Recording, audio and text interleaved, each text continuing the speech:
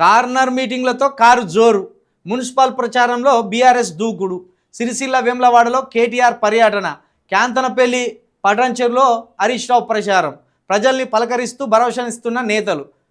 భరోసా అంటే ఏమన్నా భూములు రాసిస్తానులా, జాగాలు రాసిస్తానులా? మీరు భూములు రాసిస్తానులా, జాగాలు రాసిస్తానులా? మీకు భరోసా లేక, మీరు ఎప్పుడు జైల్లో పడతారో తెలియక, మిమ్మల్ని ఎప్పుడు జైలు ఎత్తారో తెలియక, మీకు భద్రత ఉండాలంటే ప్రజలలో ఉండాలి. ప్రజలలో ఉంటే మీ బతుకు తెరువుకు భద్రత ఉంటుంది, మీ బతుకు తెరువుకు భరోసా ఉంటుంది. ఇక అందుకోసం ఈ ఆడలతో కూర్చొని ముచ్చట్లు, ఈ మహిళలతోటి మీటింగులు, ఈ మహిళలను ఉద్ధరించినట్టు, ఈ మహిళలకు మంచి చేసినట్టు, ఈ పొంకనాలు పొంకుడు, ఈ వార్తలు ఇలా రాసుకొచ్చుడు. మీ బతుకులకు భరోసా లేదు, మీ బతుకులకు భద్రత లేదు. మీరు చేసిన అక్రమాలు అన్యాయాలు అన్నీ ఇన్ని కాదు.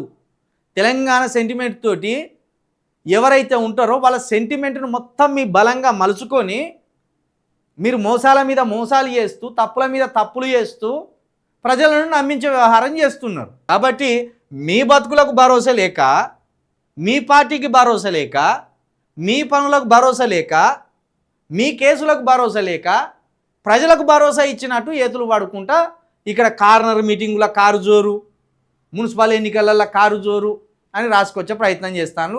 నీ కారును మొత్తం టైర్లు ఊరబీకి తెలంగాణ బార్డర్లో వెనకిసిరేయాలి. నీ కార్ల టైర్లను మొత్తం ఇరిచేసి తెలంగాణ బార్డర్స్ వెనక్కి ఇసిరేయాలి. ఎందుకంటే మీరు ప్రభుత్వంలో ఉన్నప్పుడేమో దళితులను మోసం చేసిండ్రు, ప్రభుత్వంలో ఉన్నప్పుడేమో దళితులను మోసం చేసిండ్రు, నిరుద్యోగులను మోసం చేసిండ్రు, దళితులకు 2 ఎకరాల భూమి ఇవ్వలేదు, పైగా దళిత ముఖ్యమంత్రిని చేయలేదు.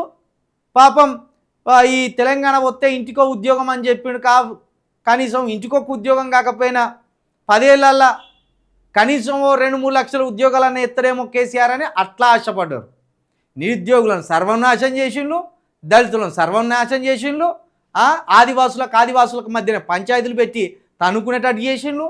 1-2 ఇక రోజుకొకటి చెప్తాం మీ భాగవతం, మీ అరాచకం.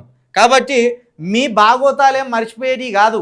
మీరు తెలంగాణను అభివృద్ధి చేసిందనే పేరుతోటి తెలంగాణను మొత్తం ఎట్లా కడకన తాగిందో అది చెప్పవలసిన అవసరం ఉన్నది.